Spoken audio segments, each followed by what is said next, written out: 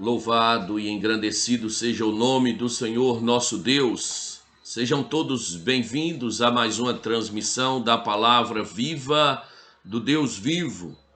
Vamos dar continuidade ao nosso estudo sobre escatologia e neste vídeo nós vamos estar falando sobre a grande tribulação, tema muito importante para o nosso aprendizado. Dando início ao nosso estudo sobre a grande tribulação, nós podemos entender que o nosso Senhor Jesus Cristo, ele menciona a grande tribulação como um dos sinais da sua vinda e do fim do mundo. Mateus capítulo 24, versículo 29 diz: logo em seguida à tribulação daqueles dias, o sol escurecerá, a lua não dará sua claridade, as estrelas cairão do firmamento e os poderes do céu serão abalados. Então a tribulação, ela vai acontecer antes da volta do nosso Senhor Jesus Cristo. E o Senhor Jesus Cristo, ele nos mostra, em segundo lugar, a experiência normal e típica dos santos é conforme numerosas passagens bíblicas sobre aquela da tribulação. Nós vamos ver nesses textos que a igreja, ela sempre passou por tribulações, sempre. Desde o seu nascedouro, a igreja do nosso Senhor Jesus Cristo sempre passou, tem passado e passará por tribulações, porque a igreja não é deste mundo, como o próprio Senhor Jesus Cristo nos falou. Mateus capítulo 5, versículo 10 ao 12 diz: bem-aventurados os perseguidos por causa da justiça, porque deles é o reino dos céus. Regozijai-vos e exultai, porque é grande o vosso galardão nos céus, pois assim perseguiram aos profetas que viveram antes de vós. O Evangelho de João também, no capítulo 16, no versículo 33, a palavra do Senhor diz assim: estas coisas vos tenho dito para que tenhais paz em mim. No mundo passais por aflições, mas tende bom ânimo, eu venci o mundo. Em Atos dos Apóstolos, no capítulo 14, versículo 22, a palavra do Senhor diz: fortalecendo a alma dos discípulos, exortando-os a permanecer firmes na fé e mostrando que através de muitas tribulações nos importa entrar no reino dos céus. O apóstolo Paulo, escrevendo a sua primeira carta aos Tessalonicenses, no capítulo 3, no versículo 3, a palavra do Senhor diz assim: a fim de que ninguém se inquiete com estas tribulações, porque vós mesmos sabeis que estamos designados para isso. O apóstolo Paulo, ele nos diz nesse texto que a igreja do Senhor está designada para passar por tribulações nesta terra. Que a igreja, ela sempre passou por tribulações, está passando, irá passar até a volta do Senhor Jesus Cristo. Como nós falamos no vídeo anterior sobre a questão do princípio das dores, nós vimos que há uma intensidade quando vai se aproximando do fim dos tempos, a escatologia, ela vai se intensificando em seus acontecimentos. Então haverá uma tribulação diferente de todas as outras tribulações que os outros servos do Senhor já passaram. E aí acontece que aqueles que vão estar nessa época da grande tribulação irá experimentar com mais intensidade, com mais força, entendendo assim que a igreja ela tem passado, ela está passando e ela irá passar por a tribulação, conforme nos mostra a palavra do nosso Deus.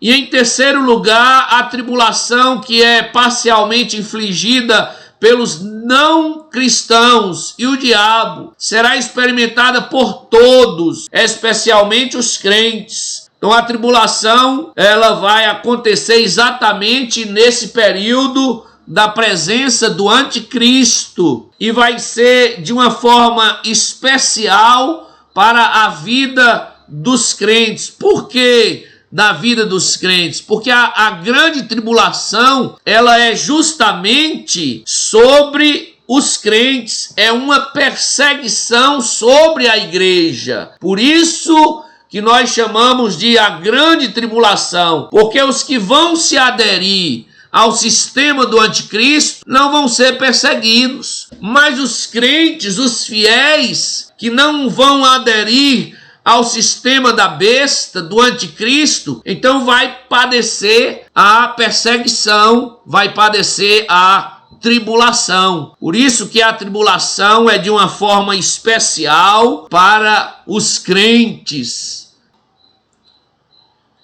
A tribulação, como nós falamos, é a ira de Satanás, do anticristo e dos ímpios contra os crentes. Mateus capítulo 24, versículo 9 diz assim: então sereis atribulados e vos matarão, sereis odiados de todas as nações por causa do meu nome.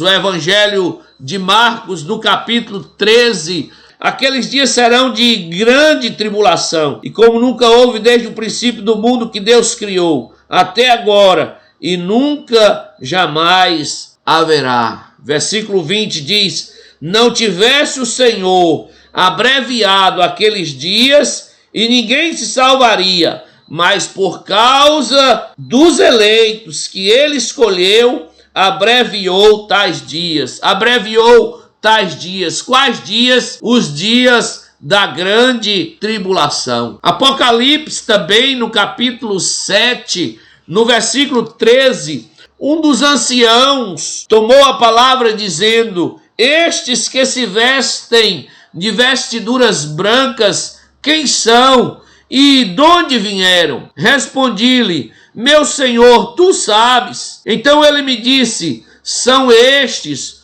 os que vêm da grande tribulação, porque estavam na grande tribulação, sendo perseguido pela ira de Satanás, do anticristo e de todos os ímpios que se levantarão contra os cristãos, os servos do Senhor. No período da grande tribulação, nós teremos o seguinte: teremos o anticristo, que é a besta que emerge do mar. Essa besta que emerge do mar, ela vai agir no campo político. Está em Apocalipse capítulo 13. Segunda carta do apóstolo Paulo aos Tessalonicenses, no capítulo 2, no versículo 3 e 4, a palavra do Senhor diz assim: ninguém de nenhum modo vos engane, porque isto não acontecerá sem que primeiro venha a apostasia e seja revelado o homem da iniquidade, o filho da perdição, o qual se opõe e se levanta contra tudo que se chama Deus, ou é objeto de culto, a ponto de assentar-se no santuário de Deus, ostentando-se como se fosse o próprio Cristo. Então o anticristo ele vai estar nesse período da grande tribulação. Uma outra coisa que nós teremos na grande tribulação é o falso profeta. A besta que emerge da terra age no campo religioso. Está lá em Apocalipse capítulo 13. Então nós temos o anticristo, que é chamado a besta que emerge do mar, age no campo político, e o falso profeta, que é a besta que emerge da terra e age no campo religioso. Observa bem, político e religioso. Esses dois poderes desde os começos da humanidade, eles sempre andaram juntos. No momento o poder político dominava, no outro momento o poder religioso dominava, e eles caminhavam assim, de mãos dadas, paralelos. Uma hora se ajuntavam, outra hora se degladiavam, mas de maneira que eles estavam sempre juntos, agindo ou contra o povo ou a favor do povo. Então nós vemos aqui que na tribulação vai esses dois poderes, o poder político e o poder religioso, irão se unir e vão estar dominando as pessoas e exercendo essa grande perseguição contra os cristãos. Uma outra questão que vamos ver na grande tribulação é a grande meretriz que está lá em Apocalipse 17. É justamente esse sistema eclesiástico. Satanás, na pessoa do anticristo, do falso profeta, ele vai então ter o seu sistema eclesiástico de culto, de adoração a eles mesmos. E nós vemos justamente essa questão em Apocalipse, o falso profeta levando as pessoas a adorarem o anticristo, a adorarem a Satanás.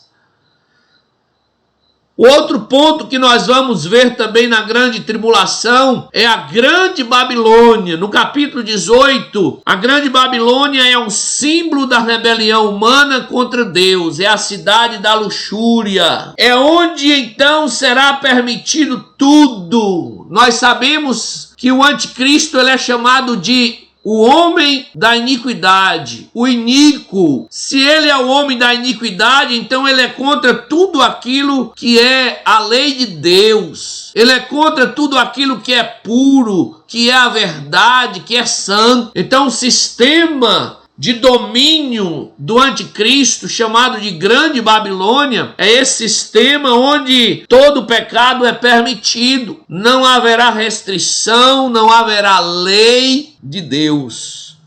Uma outra questão que nós vamos ver na grande tribulação é a ira de Deus. Vai ter a perseguição do anticristo contra os crentes, contra a igreja do Senhor. Em contrapartida, também vai ter a ira de Deus. A ira de Deus cai somente sobre os ímpios, nunca sobre os justos. E a palavra do Senhor, ela é bem clara no livro de Apocalipse. Ouvi vinda do santuário uma grande voz dizendo aos 7 anjos: ide e derramai pela terra as 7 taças da cólera de Deus. E o texto nos diz assim no versículo 10: derramou o quinto a sua taça sobre o trono da besta, cujo reino se tornou em trevas, e os homens remordiam a língua por causa da dor que sentiam, e blasfemaram o Deus do céu por causa das angústias e das úlceras que sofriam, e não se arrependeram de suas obras. Que a ira de Deus cai sobre os ímpios, não sobre os justos. Sobre os justos virá a perseguição do anticristo, mas sobre os ímpios, a ira do nosso Deus. Olha, por exemplo, João capítulo 3, versículo 36. Por isso quem crê no Filho tem a vida eterna, porque todavia se mantém rebelde contra o Filho, não verá a vida, mas sobre ele permanece a ira de Deus. Romanos capítulo 1, versículo 18. A ira de Deus se revela do céu contra toda impiedade e perversão dos homens que detêm a verdade pela injustiça. Observa então, amados irmãos, ouvintes da palavra de Deus, que a grande tribulação vai ser algo infligida pelo anticristo, pelo falso profeta e todos os seus seguidores contra a igreja do Senhor. Que a igreja, ela sempre passou e passará por tribulações, e a última tribulação será mais intensa. Que Deus abençoe a sua vida. Louvado seja o nome do Senhor nosso Deus. E o nosso próximo assunto será sobre o anticristo. Fique na paz, Deus te abençoe. Amém e amém.